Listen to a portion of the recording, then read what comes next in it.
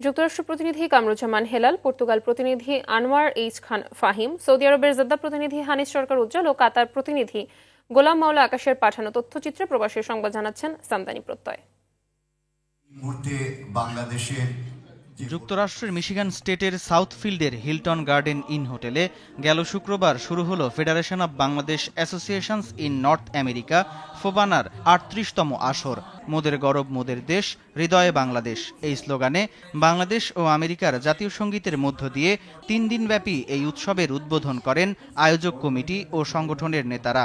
শনিবার ও রোববার সাংস্কৃতিক অনুষ্ঠানের মূল পর্ব মিশিগান ডেট্রয়েট সিটির জেইন ফিল্ডে অনুষ্ঠিত হবে। এতে অংশ নেবেন বাংলাদেশের জনপ্রিয় কণ্ঠশিল্পী বালাম, তোসিবা, 10.5 মাইল ব্যান্ড, দিনাত জাহান মুন্নি, সেলিম চৌধুরী, বিন্দু কণা, ইব্রার টিপু সহ নর্থ আমেরিকার শিল্পীরা। পর্তুগাল সাহিত্য সংসদের উদ্যোগে কবি কাজী নজরুল ইসলামের কবিতা উৎসব হয়েছে। এতে প্রধান অতিথি ছিলেন রাষ্ট্রদূত রেজিনা আহমেদ। আয়োজনে আবৃত্তি, নৃত্য ও সঙ্গীতায়োজন অনুষ্ঠিত হয়। প্রধান অতিথি তার বক্তব্য শেষে পর্তুগিজ ভাষায় অনুবাদ করা কাজী নজরুল ইসলামের একটি বই সংগঠনটি সভাপতির হাতে তুলে দেন। অনুষ্ঠানে আমন্ত্রিত অতিথিবৃন্দ ও সংগঠনের সদস্যগণ উপস্থিত ছিলেন।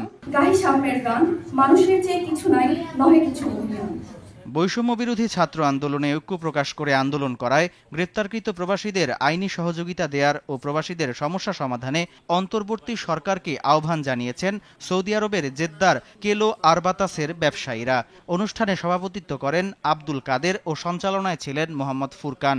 এ সময় উপস্থিত ছিলেন ফরাদ হোসেন রুমি, নজরুল ইসলাম তালুকদার, মোহাম্মদ লিটন সহ অনেকে। বক্তারা বৈধ পথে রেমিটেন্স পাঠিয়ে দেশের উন্নয়নে কাজ করতে অঙ্গীকার করেন। বাংলাদেশের বন্যা পরিস্থিতি ও দুর্যোগ মোকাবেলায় ৫ লক্ষ টাকা অনুদানের ঘোষণা করেন কাতার প্রবাসী ব্যবসায়ী মোহাম্মদ ইয়াসিন মিয়া।